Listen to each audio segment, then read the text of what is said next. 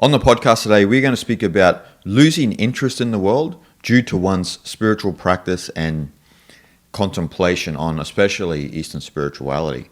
Now, this is an effect that many practitioners and sincere spiritual aspirants discover. And I get a lot of emails about this, like people saying, I don't have much interest in the world anymore. Yeah, not socializing as much, and like people don't miss that anymore. And yeah, and am I going crazy or? yeah, exactly. Yeah. And just the general mundaneness of the world.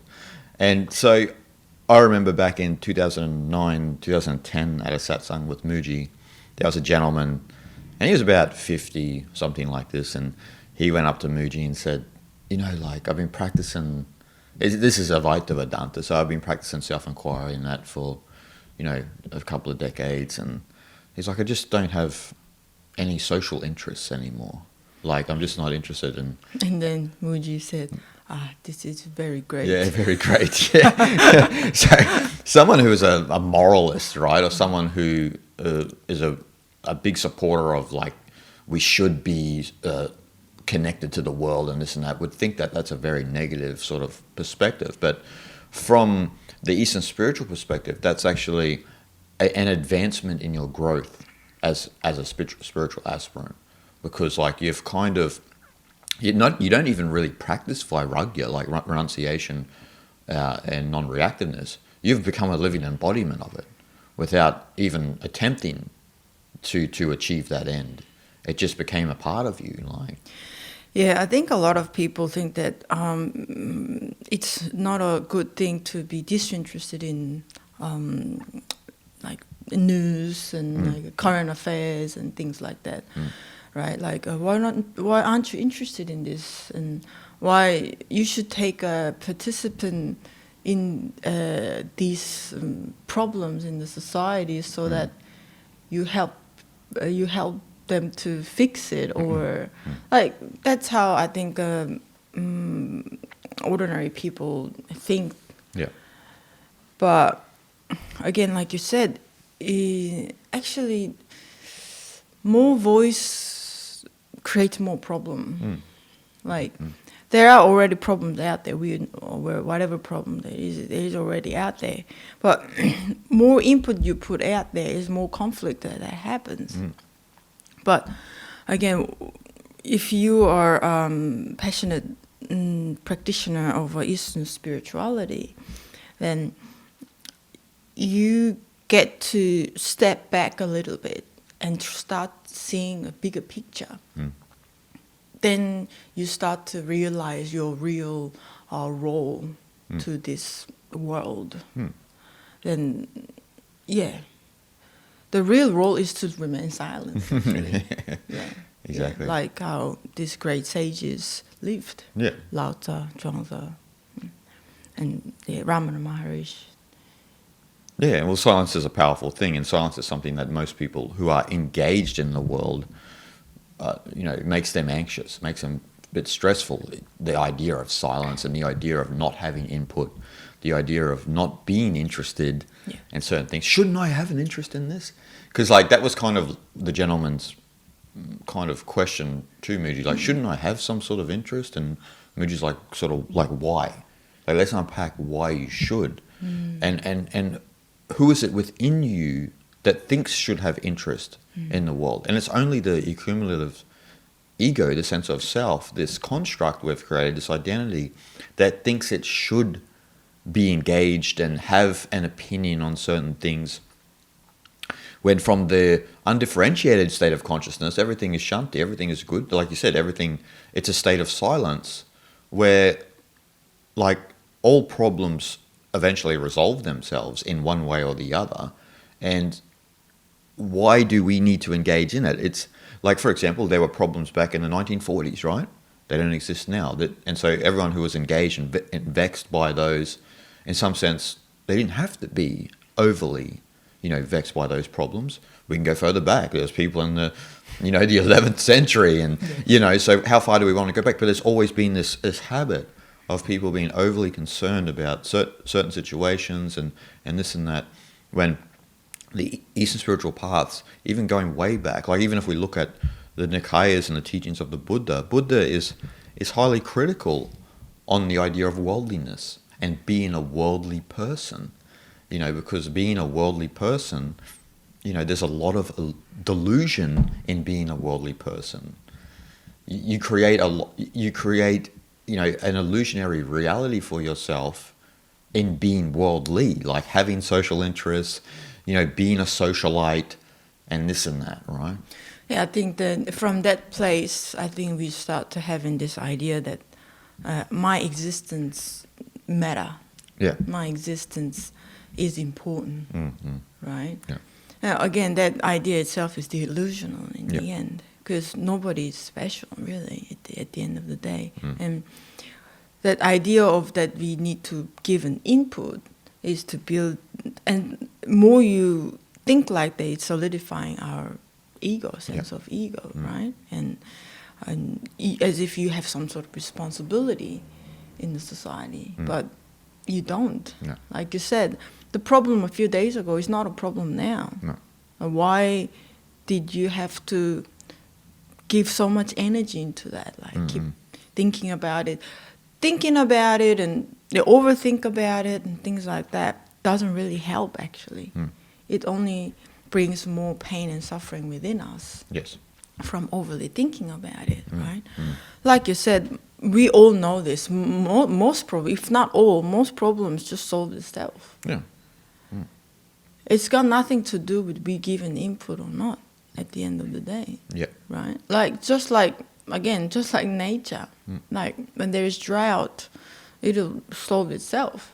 We can cry and worry and whinge about the situation, but there's nothing anyone can do. Yeah.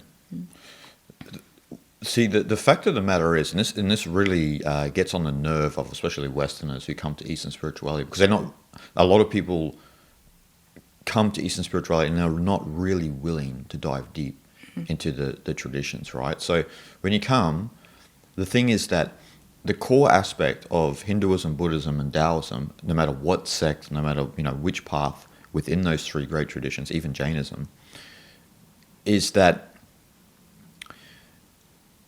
the dissolution of the identity is the core objective.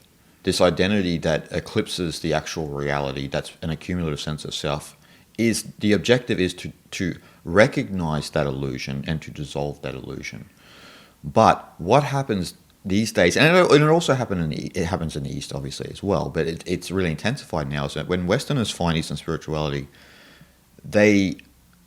it's all well and good, right? They like it, and they can sense the truth in the teachings, but they're in that habit of being a worldly person, of having opinions, and having a personal agenda of what they would like in the world, political ideologies and so forth and so on. But all this does is reinforce the identity. It doesn't dissolve the identity. And see, this is what, every time I mention this to people, especially who comment on my videos and this and that, who have such a vexed point of view about, there must be some sort of sense of morality. Yeah, nature's morality, not man-made morality. And so, and so they get really annoyed, and they can get aggressive with me, obviously, because I just explained to them all of these moral inclinations that you have, these moral tendencies you have, are reinforcing the identity. It's reinforcing the agenda at the core of your identity, which is an accumulative sense of self. It's a creation. Yes. It's not really who you are. It's manufactured, and so you can't really understand the traditions, and you can't really undergo the deprogramming project of Eastern philosophy, of deprogramming yourself from the hypnosis of the identity, if you're going to be so vexed by this moral issue, or whatever, like, or having extreme interest in other people's lives, and being, as you said earlier, like socializing, and then you're engaged in a lot of chit chat and nonsense and gossip, and none of that exists. That's all a play of the mind. It's all a play of the ego. And as we see most of the time with an experienced, like a an advanced spiritual aspirant is that they're very silent, as you mentioned before, and they live a kind of a solitary life. They might have some friends and this and that, but they talk on this level as opposed to like worrying about what's happening in the daily news. Yeah, exactly. I think that's got a lot to do with how we were all raised culturally throughout the world, no matter West or the East, I think. I mean, as we all know, in Western countries, individualism is very deep in the foundation, the fabric in the culture. Yeah. So that, like, even day you're born, once you get a little bit older, let's say like 6 months, 7 months old, then you don't cry as much than when you were like a just born infant baby. Then you get to sleep in a separate room and a separate space than parents, and so it's ingrained since the birth, basically, in the West. Yeah. So that you get to build. It becomes almost like instinctual within yourself, that because you get to learn since basically you were born, so that your idea of who I am becomes very, very concrete and strong. And like, again, fish in the water, that is the world for you. That is why any individual come from Western culture get to learn the Eastern spirituality. Like you said, they feel something that's important, something true in the knowledge, but it's hard to get cracked in the head, right? Just cracked right open. All this was learned, conditioned. It's all the way you were raised and the culture that you are in, right? I think, and the West is that, but so not necessarily Asian culture is completely different. It is a little bit different, but what we get taught a lot is to have this kind of responsibility for immediate family, responsibility to your society, fulfill your duties, fulfill your responsibilities, and fulfill your role in order to create harmony within the community, so that yes, it's much more collective idea, but there is no idea which supports that sense of destroying this ego, the I. Is you develop your identity, which identify with your community or culture that you grow up, because of the duty and role and the responsibility that you have, so that you need to become this person to become in service of society that you are in, this kind of idea. So both culture don't really help in a sense to realize who you truly are, I think. I guess that the Eastern way, because it's built on more of the holistic sort of cognition, it can facilitate more realization for people because it's not overly individualistic. I mean, there's problems either way, right? But like, there's the idea that you are connected to something much greater than yourself. In this sense, you're connected more to the family, right? In the East, like as you mentioned, with something as simple as sleeping in, you have your own room, right? And so I remember first going to India, and then you go to a friend's house, and everyone sleeps in the same room, and you know what I mean? Like it, as for myself, because I always had my own room, as long as I've known or been conscious, I've had my own room, right? I mean, my mum and dad were a bit different than a lot of other parents because they just let me just do my thing.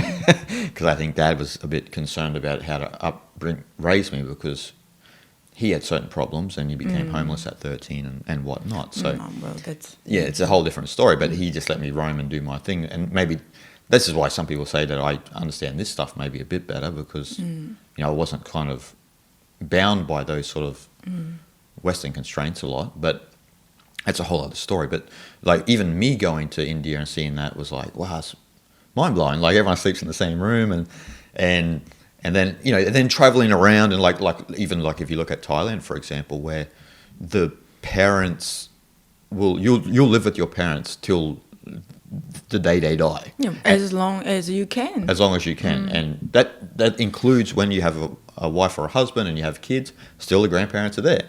And so that's not just in Thailand, that's in Korea or China or what have you. But that's part of the cognitive cultural framework. Yes. That holistic, that you're part of something much greater than yourself. Now, as you said, that can impede your spiritual progress, but it can also facilitate it a little bit because you already have the mentality that you're part of something much greater. Like you said, it's only the family, right? Or it's the community. But then also the philosophies reflect that as well. Yes. And I've realized that in all of the time I've been studying and teaching Eastern philosophy, that even like and this is why I harp on about teaching the traditions, and it's a little bit because of that, because I feel connected to the lineages that I'm teaching. And so there's an importance that goes way beyond who I am as a person to keep the lineages alive, right? Like it's passed down. And so there's a big importance on, it's not about you, it's about passing on the actual knowledge, spiritual knowledge. Yes. For someone else to pass on or to learn from and to reap the benefits from those traditions. Yeah, for sure. Like you said, that I think in Asian culture of today is that once you deprogram what you've learned entire your life, that you become more service to the community, family, society, and whatnot. Then philosophy itself is we reflect on that collective mindset that you don't just exist for yourself, basically. That sort of idea. That once you deprogram the cultural conditioning, then it will be actually a bit easier to grasp. I think the knowledge-wise, so that you are part of the greater than yourself, which is like nature, planet, universe, whatever. So that your existence itself has actually no significance at all. So this idea comes a bit easier, I guess. No sense of specialness, uniqueness. Yeah, that's right. It's not an anthropocentric view of the universe. No. The Western view is an anthropocentric view of the universe. Like everything revolves around me. Yeah. And I have my world, and as you said, that's kind of developed from a young age, where I have my world, and then as we get older, we try to project our world onto other worlds, and then that's where conflict happens. Yeah. Again, that is a very cause of separation. Yeah, of course, I think. And they say that I'm inclusive and I'm accepting different ideas and this and that. But as long as there's this thick shell of individualism, I don't think that can happen, really. No. Because then the inclusivity of the Western mind then still has an agenda. It's a manufactured inclusivity. Whereas if you look at somewhere like India, which is naturally a pluralistic and inclusive culture, you don't have to manufacture it. Yes. It's just part and parcel of the actual culture. Yeah. So, and that's something that differs, right? Like, but as you were saying, like obviously, and the East is not also perfect, because if it was, there would have been millions of Buddhas before us, and there has not been, right? And so there can be problems in following you can be also too worldly in that sense also, because then you can be too focused on the family, too focused on getting a job and getting engaged in the rat race, and you're doing that because you have to take care of your mother and father, or your children, or what have you. And look, there's a noble thing in that, right? I'm not saying that there's anything wrong with that, but it's kind of counterintuitive to enlightenment and the spiritual path itself, because it makes it more difficult for someone to engage in their own sort of daily sadhana, and in some sense overcome worldliness. Worldliness is, no matter, as you were mentioning, no matter whether it's Western or Eastern, worldliness is the problem. Yes. Having too many social interests and too many opinions creates conflict within yourself, but also creates, I should say, confusion within yourself, which creates conflict within the world. Yeah, definitely. And I also wanted to mention that the world is always changing. Yeah. And in a sense, if you want to say evolving, or I would say just changing. Yeah. Evolving in many ways, I guess. Yeah. But civilization always changes and evolves towards, for some reason, increasing the stress on humanity, I think. Yeah. That's since the dawn of industrialization.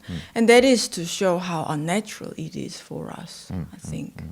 It's a counter to our nature. Yes. That's why we get stressed in current world, because we are heavily depending on technology, and we trust what's been said in the internet more than what's been said to some close friend or something like that. That is to say that each individuals have developed this strong idea of their own opinion and agenda, and again, that's solidifying your persona stronger and stronger than ever before. Yeah. And that's increasingly just give us more division, problem, separation, conflicts, and stress. Yes. Yeah. And we all experience this, so that something that it's counter natural to us. I think that's what we need to realize. It's not for us. It's not really supporting our natural being. No, definitely not. And that so-called progress is built on being worldly, being overly connected, manufacturing stress, individual stress, based on the artificial needs created by the society we live in. So as Lao Tzu, harps on about, like, these societies and cultures create artificial needs that basically destroy our nature. The artificial needs don't exist, like, because in the Tao Te Ching they talk about the desires of the eyes and the desires of the belly. Desires of the belly are just those natural things we need, like a cup of tea, a good feed, and relax and just live like that. Lao Tzu's like, shanti, like simplicity. But socialization and this hypnosis of worldliness creates artificial needs, which then we actually are manufacturing our own stress. We don't have to be like that. That's right. But we get hypnotized by the chase and the hunt, as Lao Tzu would say. We're chasing a life that, we feel is appealing, and, then we get caught in all of these, all of this confusion and conflict, and then, we only then reinforce our identity, which then has all of these agendas and opinions, which is only destroying yourself at deep down. Like, as we all know on the social media, like, there's so many stories, news included. I think news is also a story. Oh, of course, yeah. Just the stories, just a bunch of stories, just asking for your attention, and they often put like really stimulating picture or stimulating the titles for the articles or videos or something like that, so it makes you click. And that amount of clicks is the amount of money that's taking over for them, right? So it's much bigger matrix than what it seems. But that's a whole different story. But there's so many stories that's out there that takes your attention away from your present moment. And these stories, so that you just unconsciously giving energy away, getting involved into this story, following this story. And again, it's a necessary need. Is it necessary? No.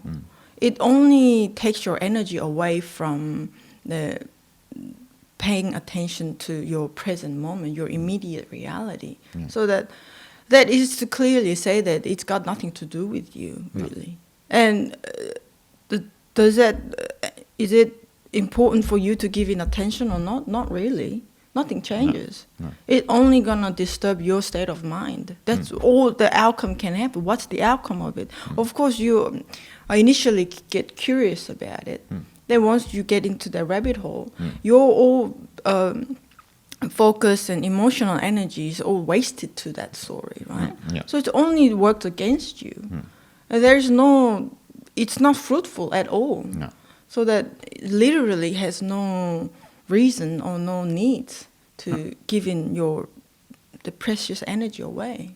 And that's what a person advanced on the spiritual path realizes. You just don't have to care. Actually, you don't care. You're kind of like Ricky Gervais in his monologue on the Golden Globes when he just said, I just don't care. We're going to be dead soon, so I don't care. And he tells them the truth, about the pretentiousness of Hollywood. And he tells them, don't virtue signal, you're an actor and blah, blah, blah. But I'm not saying that would be your mentality as a spiritual aspirant, but the idea of I just don't care, because I don't care in the sense that this is not important. What's going on here? Like, if we speak to someone in 1905 who was vexed by all of these problems, and we fast forward and we could take them to now and we say, see all these things that you're worried about? It didn't really matter, did it? Like, because we're still here. You're acting as if it's a life and death situation, that people know your opinion, that you wield your agenda on them, but it's not a life or death situation. No. A life or death situation, well, in the spiritual sense, is that you wake up, and you wake up as soon as possible. Yes.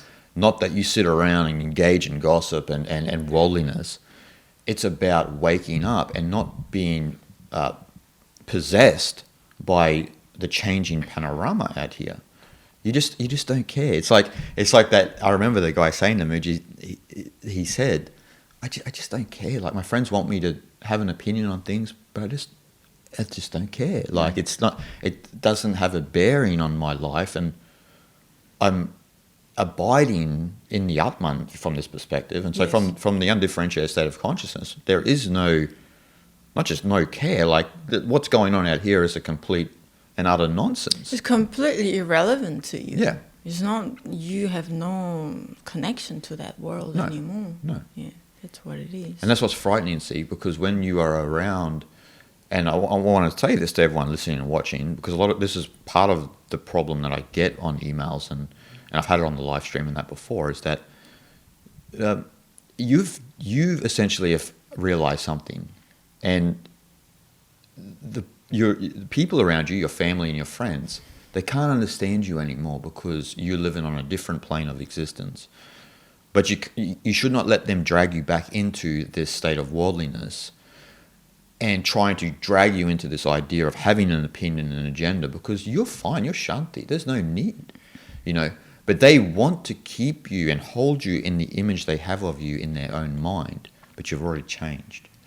And this is what, people have heard me on the podcast before say, this is what put me at odds with my friends back when I was younger, and also my siblings and this and that, was that once the realization had occurred, there was no going back. It wasn't like you wake up and then this was good for a time. It's not an amusement park ride and you just jump off the roller coaster and you go back to mundaneness. It doesn't work like that. If you've truly woken up, there's no return from this. Yes.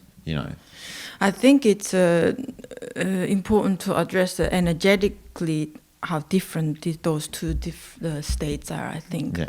Once you get into those stories and complex stories in the society, that's a heavy energy that people don't really know. It's ever complicated, and thoughts only create more thoughts. And that only gonna drag you down and get your energy away from you, so that like you feel constantly exhausted, right? That when you're on the phone or some sort of device and social media all day, it feels like mentally drained. Yeah. It's a low energy. It's a heavy energy. But once you have that I don't care mentality, things become much more simple. Okay, let's talk about that stories. That's some sort of problem that's happening in the society. But if you come in with the I don't care attitude, things become actually much more simple. Yeah. This is like this, is like that. Okay, so well, let it just sort it out itself. That's it. I don't have to do anything. How good is that? Yeah. In that place, the energetic level is much lighter. That's what the enlightenment Yeah, is. for sure. In the weight-wise as well, it's lighter energy. You're fully charged with energy, so that you can only invest in focusing where you are at this present moment. And then what, your mind is empty, free. There's no stress to happen, really. There is no room for that. It's only silence and happiness and that peaceful state of mind. That energetic level is where we want to get to, that light place. The light place. Yeah, It's a weight issue. It is a weight issue. Like you said, like the energy is dense and heavy when people are trying really to get you into this worldly illusion. Like, look at all these problems, and you come along and go, none of that exists. So, what a nutter. But then, because you're shanti, and I remember you and I were on sadhana in India, 2009, and we'd go away for like, we would probably check our emails like once a month or something like that, and I'd come back and I'd check my email. Didn't have social media then, thankfully. Check the email, and then I'd have like a bunch of emails from friends back in Australia saying, "Oh man, like this is going on, and like, can you believe this?" And I'm just like, you and I have been like 6 months gone. We've been busy in sipping chai in the Ganga. Sipping chai in the Ganga, chatting to sadhus, and so I'm like, okay, like, because I was a lot younger, it's kind of like, how do I kind of deal with, I mean, now I would just, whatever, like, it'd just be like, oh, okay, whatever, blah, blah, blah, just try to get out of it. But, like, then I was just kind of like, mate, I just don't care, you know what I mean? Like, because I'm 6 months removed from Australia, and I'm doing something completely different at the minute.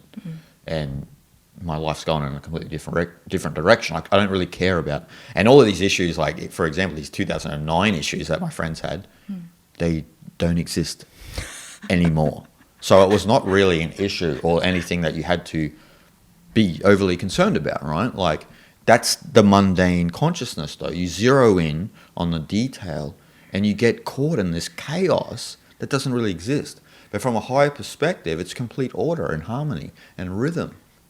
You're just swimming in your own mind. It's like what Alan Watts said. All you've got to do is think about is thoughts. And that's what people are doing. They're just thinking about thoughts themselves. Worries a lot. We worry about there's nothing to worry. Yeah. They're just focusing on thoughts. Yeah, thoughts. And not thoughts, not what particular thoughts they are. They're just ruminating on thoughts and then creating an illusion for themselves which doesn't really exist. And so you and I on the Ganga sipping chais and learning the great traditions and talking to great people and this and that, I mean, it's a completely different reality than being vexed by certain social problems that are temporary and not lasting. It's better to focus on what's lasting. And so ever since I was younger and I started learning the Eastern traditions, it always superseded anything that I could think of because it's lasting. So anything else that I learn and this and that, or I say if I got concerned about, it's not like, that's not hanging around. And you have that foresight actually when you start to advance as in your development as a spiritual aspirant, that none of that's going to hang around. So you don't even have to actually put attention on that at all. Yes. You should be focusing on, like you said, the present moment, cultivating, training your awareness, learning the great traditions, And that's what's important for especially what should be important for everyone listening and watching our podcast, right? Yes. And people who are subscribed to my channel. That's what's important. And I think the reason why for a lot of people it's hard to do that, like disengaging the social current affairs and disengaging our conversation with the friends and family and things like, because you are now at a different place. Your operating system is different now. But then the reason why it's hard to do is I think a lot of people feel there's some sort of conflict, which is that essentially it's fear, actually. Fear to lose friends, fear to lose family. But if they're true friends and people truly care, family members who truly care about you, it shouldn't be a problem. But I guess a lot of cases, maybe not, right? Like there's maybe they not invite you anymore in a friend's party or something like that. Thank God. And initially people might have this a bit of a insecurity, I don't know, like a breaking up your heart, break your heart a little bit, and feels a little bit betrayed, and like this sort of feeling initially at the beginning.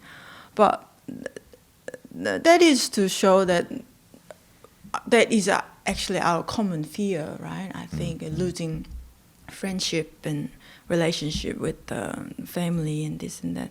But I think at the end of the day, to put in a perspective, in your deathbed, right? What was really important? Yeah. Like what's really important, right?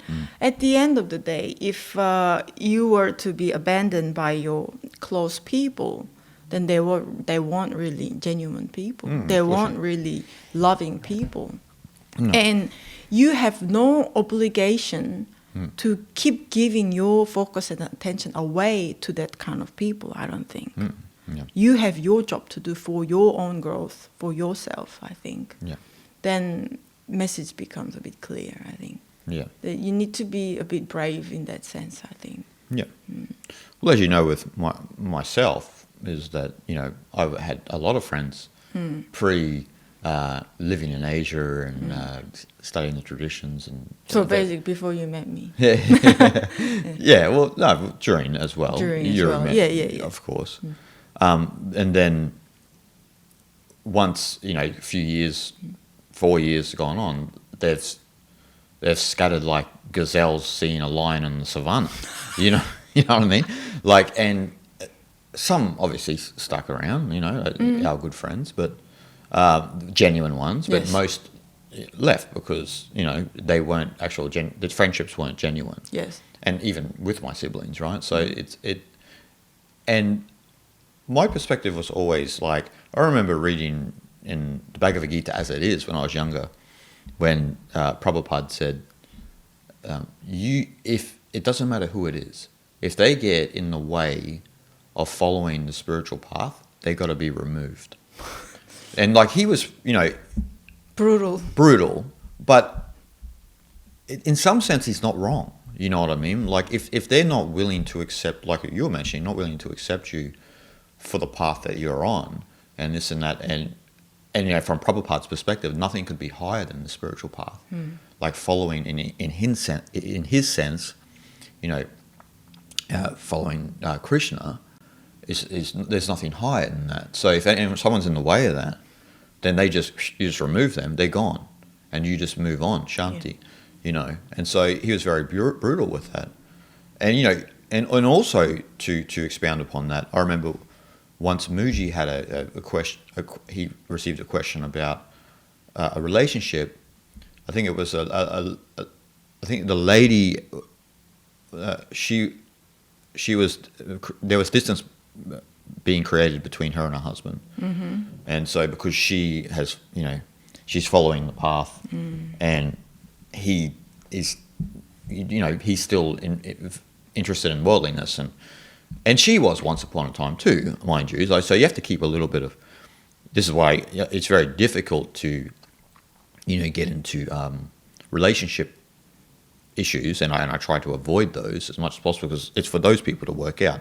But Mooji said in this sense that even in relationships, if that person is not going to facilitate your growth or accept you for this and that, you have to really reevaluate your relationship, and you and I know firsthand because we've lived in India a lot and been around satsangs and this and that, and we've seen marriages and that break up and so forth and so on, and I'm a little bit half with that. Like, I think that there's probably a sign of immaturity from both people in that perspective to allow like a long relationship to dissolve so easily.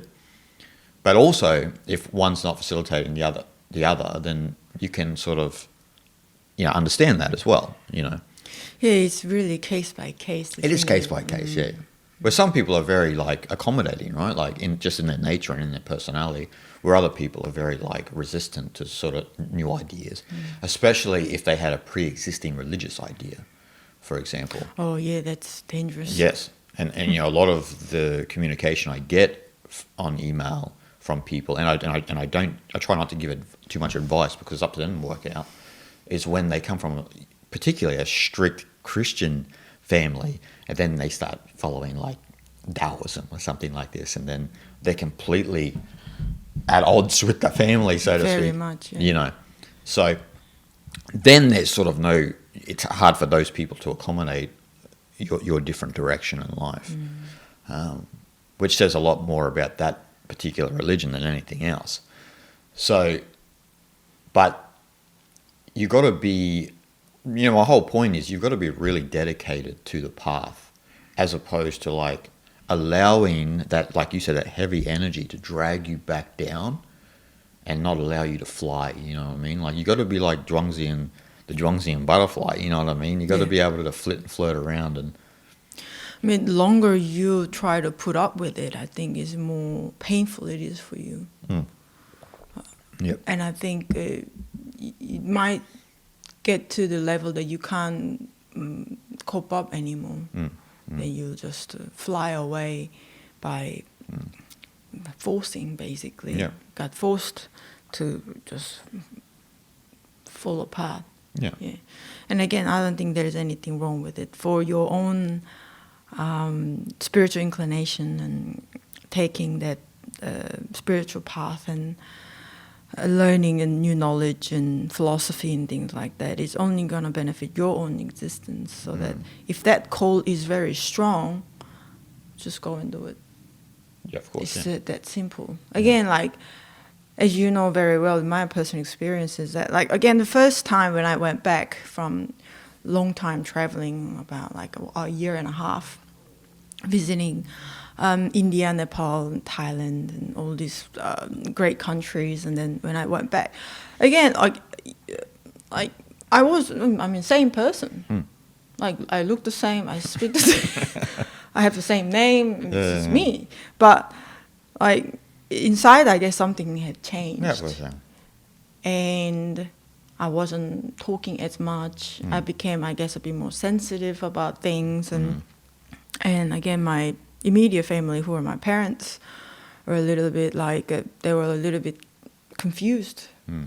That what happened to this one, basically. And again, they are in a very strong Asian conservative Confucius idea of culture. It's still very strong, so that they just I kind of brushed away. They didn't put in any effort to understand who I had become, right? And after that, I didn't have much interaction, as you know very well, and end up it's becoming a bit too much for me to maintain the relationship. Of course, still there. Yeah, of course. Even today, but just acknowledging that we are on a different path, and they live their own happy life. They stay healthy. that's enough for me. Yeah. Like, and I don't have to know everything ins and outs of what's happening in their life, honestly. No. And again, like, I don't really care. Yeah. And everyone has ups and downs in life, you know, and as long as they're happy, it's fine, you know. Like, Yeah. We all can't walk on the same roads. yes. And people have got to realize that. And this idea that we have to be connected with our family and our friends forever, you know, at the whim of like a phone and this and that, is a relatively new phenomenon. Just 100 years ago, people would leave their family and never see them again. Yep. Because they would move away and they would get a job and then they'd be maybe in another country, and it was impossible for them to return because they may have went on a ship that took a year, you know, took 6 months to get to another location. You know, you name it. This new phenomenon that we're in communication all the time and we're connected with everyone else and we should all walk on the same road. This is all a relatively new phenomenon that people, you know, we are so short-sighted that we experience something in our immediate life or in our present life, and we think that that's the way it's always been. And just 2 decades ago, 3 decades ago, it was not that way. Yeah, these smartphone and social media and things like that. What, really, 15 years? Yeah, 15 years. Yeah. So, you know, it's a drop in the ocean, not even a drop in the ocean, you know. Yeah. So the fact of the matter is that if you know, don't worry if you're advancing on the spiritual path and you've lost interest in worldliness. That's actually a good indication that you've progressed on the spiritual path. You've embodied this sense of vairagya, of sort of mental renunciation of the heaviness of the world. Yes. You know, and we all feel that weight when the world's trying to bring you back in. Like, it feels heavy. It's like, man, this energy is so heavy. But then once you begin to sort of create a distance with that sort of energy, then you start to fly We loosen up a bit. Yeah. Yeah. You start to fly away like the Zhuangzian butterfly. You know what I mean? Like you're free. You're free from the illusion of yourself, and also that the energy of all of these selves conflicting with each other in this socialization project that we find ourselves, you know, engrossed in. Yes, it's a liberation, isn't it? You liberate from all these worldly problems which hold you back, and you reach that the peaceful place for yourself. Yeah. Where you feel only space and silence, and that's where all true happiness can only come from. Exactly. And so that's the path for all of us, you know. As the Buddha said, you know, you have to create distance between worldliness. Worldliness is only going to drag you down into that heavy energy, and you've got like that ball and chain tied to you're a butterfly, but the ball and chain is tied to your leg. Exactly. Saying, stay down here with us where it's comfortable. Be engrossed with the problems we have. Yeah. Believe what we believe. Have our agendas. And you're like, you got the hacksaw and you hacksawed that chain off, and you're like, see you guys, enjoy. Enjoy all that. I'm liberating myself from this hypnosis. So Exactly. I'm out. I'm I out. quit. I quit, yeah. And so that's where if you're in that perspective, people, then don't feel perturbed about it. Yeah.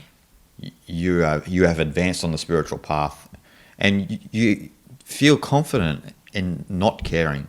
You don't have to care about every little thing in the world. It doesn't matter. Yeah. What matters is your liberation, and then in you liberating yourself, that can be the flame for others to follow. 100%. So guys, we hope you enjoyed, and we'll see you next time.